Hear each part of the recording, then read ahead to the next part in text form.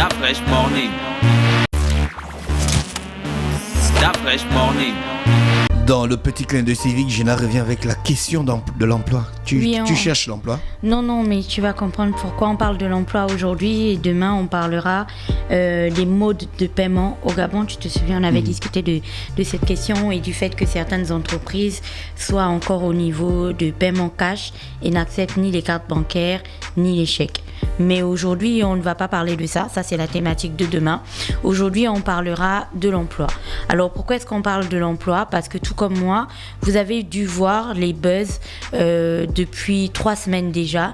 Alors, la semaine dernière, le buzz suprême était autour du recrutement de la garde républicaine. Voilà, le recrutement de la garde républicaine. Donc, des informations que j'ai eues, la garde républicaine fait un remplacement numérique. C'est-à-dire qu'il y en a qui vont à la retraite et donc on les remplace. C'est pas qu'on recrute en fait des personnes pour des besoins comment dire, d'élargissement ou quoi que ce soit. C'est vraiment des remplacements numériques, donc on les remplace et tout. Donc on en prend de nouveaux. Et le buzz de la semaine dernière était autour de ça parce que il y avait énormément de candidats pour pas assez de places. Et donc certains observateurs se posaient des questions sur pourquoi autant de Gabonais ont envie de rentrer à la GR. Est-ce parce qu'ils sont motivés par un sentiment patriotique extrême et ce genre de choses, ou est-ce parce que il n'y a pas de véritable débouché en ce qui concerne l'emploi? Et si tu peux rentrer dans la GR, c'est aussi d'une certaine manière une garantie de salaire qui se présente à toi. Et puis après, bien sûr, l'autre buzz qu'il y a eu, c'est celui qu'il y a sur les réseaux sociaux depuis plusieurs semaines déjà. Je pense que tout le monde l'a au moins vu une fois. C'est un jeune homme qui s'est positionné dans plusieurs endroits de Libreville avec une pancarte sur laquelle il avait marqué cherche du travail dans par exemple le domaine du commerce, dans le BTP, je peux être manœuvre. Enfin, il avait marqué tous les emplois ou toutes les catégories, tous les secteurs dans lesquels il peut travailler, et il avait marqué son numéro de téléphone. Et ses qualifications, il a marqué? Non, mais il marque les secteurs avec son numéro de téléphone, c'est-à-dire qu'à travers ces secteurs-là, tu sais un petit peu ce qu'il peut faire, tu vois. D'accord, donc, c'est à moi d'imaginer ce qu'il peut faire. Non, pas imaginer. On est logique il dit par exemple qu'il cherche dans le commerce, tu vois, gestion des rayons, ou alors BTP manœuvre. C'est que tu es vraiment sur quelqu'un qui va utiliser ses bras, tu vois, dans une entreprise. Il n'a pas mis comptable, gestionnaire de ressources humaines, tu vois, où il va partout, quoi. Il a vraiment ciblé les choses qu'il est capable de faire. Maintenant, il s'est retrouvé dans plusieurs carrefours, notamment, je pense, aux affaires étrangères, où il avait sa petite pancarte avec son numéro de téléphone et il y a passé plusieurs heures de la journée. Donc, cette image ce jeune homme a été filmé par plusieurs personnes dans la journée, qui ont ensuite partagé cette image partout sur les réseaux sociaux. Cette image a été virale, et puis au final on a vu qu'il y avait une entreprise de BTP qui lui avait trouvé du travail et tout, et il y a plusieurs autres jeunes du coup qui se sont dit on va désormais faire la même chose. Alors si pour certains, cette manière de faire va peut-être, c'est comme un cri d'alarme en fait de ces personnes qui trouvent pas de l'emploi, ou pour d'autres c'est vraiment de la facilité, ou pour d'autres encore c'est du genre pour faire le buzz ou pour se prendre la tête. J'aimerais qu'on revienne en fait sur certaines notions que l'on a vues les dernières semaines et qui sont très importantes avant de déboucher sur des questions, parce qu'il s'agit ici de se poser des bonnes questions sur ces phénomènes qu'on ne cesse d'observer. Alors premièrement, j'aimerais rappeler à tout le monde que nous avions fait une rubrique il y a quelque temps sur le code pénal qui sanctionnait désormais des personnes qui étaient en pleine possession de leurs moyens et qui se lançaient à des activités de mendicité. Donc si tu es en pleine possession de tes moyens, tu marches tranquillement, tu n'as pas une infirmité quelconque, tu as tes 2 bras et puis franchement tu cogites, il n'y a aucune raison que tu ne puisses pas travailler, donc que tu te lances dans des activités de mendicité. Si on t'attrape en train de le faire, tu pourrais être sanctionné. Et d'ailleurs ce matin, Ivanov et moi on voyait un jeune homme en face d'une boulangerie qui était en apparence en pleine possession de ses moyens, mais qui n'avait aucun scrupule du tout, aucun problème à demander de l'argent aux personnes qui rentraient et qui sortaient de cette boulangerie.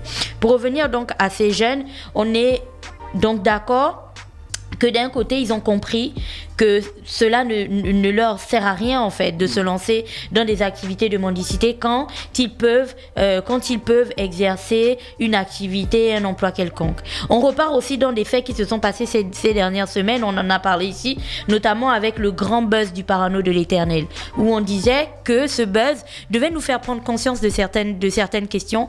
Pourquoi au Gabon, les jeunes se lancent autant dans les braquages? Pourquoi au Gabon, les jeunes se lancent autant dans des activités en fait illicites et tout ça? Et c'était peut-être parce qu'il n'y avait pas d'activités, des activités en termes de loisirs, en termes de stages, en termes d'activités même bénévoles, ou je ne sais pas, enfin des choses bien encadrées en fait qui permettraient aux jeunes de se développer professionnellement mais aussi personnellement, d'avoir ne serait-ce qu'une expérience professionnelle quelconque qui est là.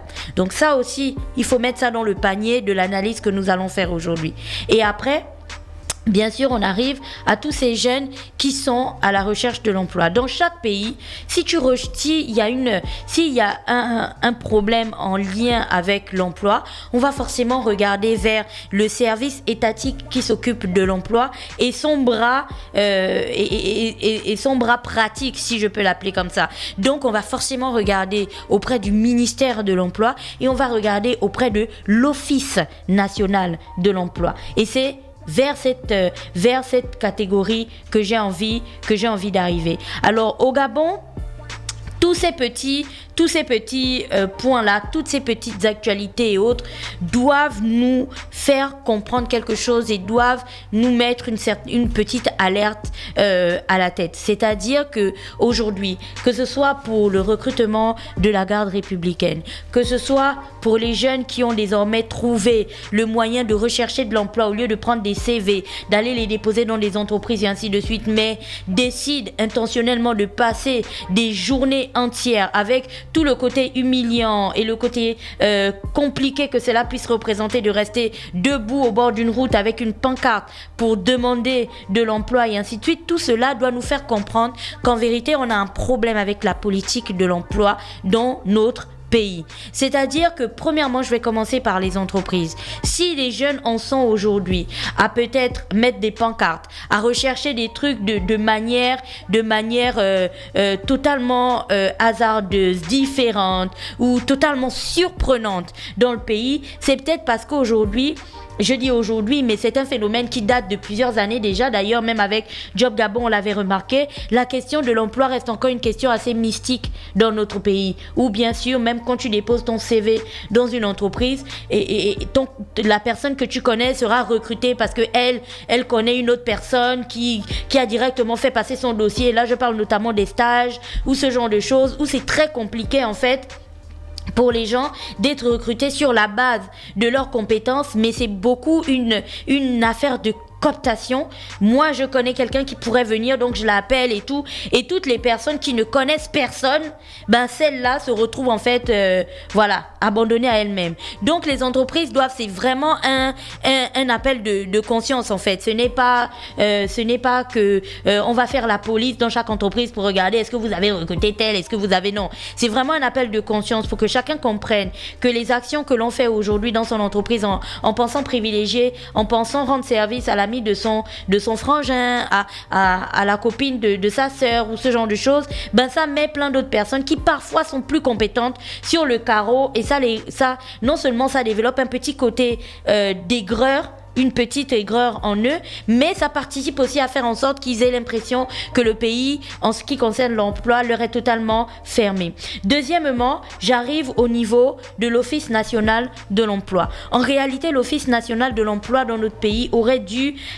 devrait être un véritable centre où des personnes en fait gravitent, un peu comme le pôle emploi en France, où des personnes gravitent à l'intérieur et ont la possibilité de retrouver des opportunités, de retrouver des possibilités, d'être appelés, d'être pris en compte même dans leur recherche d'emploi. Je ne tire pas à boulet rouge aujourd'hui sur l'Office national de l'emploi. Je vais juste dire une seule chose sur l'Office national de l'emploi avant de passer à autre chose dans cette rubrique.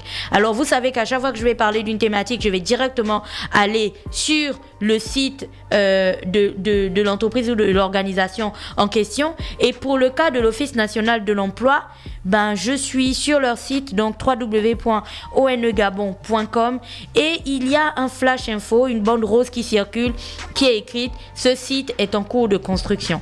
Alors, je ne sais pas jusqu'à combien de temps va encore durer la construction du site internet de l'Office national de l'emploi, mais l'Office national de l'emploi et son site internet est censé être le portail de l'emploi dans notre pays, le portail accessible à tous de l'emploi dans notre pays. Bon, le site est en construction, certainement qu'on va attendre aussi que la politique de l'emploi soit en construction. On passe à autre chose. Donc aujourd'hui, la rubrique du jour devait servir à ça, faire en sorte que nous nous posions les bonnes questions sur les différentes actions que nous observons aujourd'hui en ce qui concerne la recherche d'emploi des jeunes.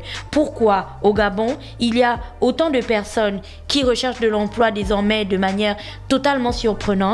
Pourquoi il y a autant de personnes qui vont en fait chercher de l'emploi? Je lisais sur le site La Libreville, je pense, ou sur un article de Média 241 qui interviewait un jeune homme qui avait candidaté au recrutement à l'AGR par exemple, qui disait que lui, c'est vraiment parce qu'il a toujours voulu faire partie d'un corps militaire, tu vois. Donc c'est son opportunité et puis voilà, il a voulu s'y mettre. Après, tu vas aussi avoir d'autres sites qui te disent que dedans, il y a plein d'autres jeunes qui te disent que c'est parce qu'ils ne retrouvent pas de l'emploi qu'ils versent tous dans ces corps-là. Qu'à cela ne tienne, aujourd'hui, nous devons nous asseoir et nous poser les bonnes questions en ce qui concerne l'emploi dans notre pays et ne pas juste voir l'emploi des grosses entreprises comme on a vu que Total est allé rencontrer le président et ce genre de choses. Non, il y a des petites PME qui sont là. De quelle manière est-ce qu'elles sont soutenues par l'État de sorte qu'elles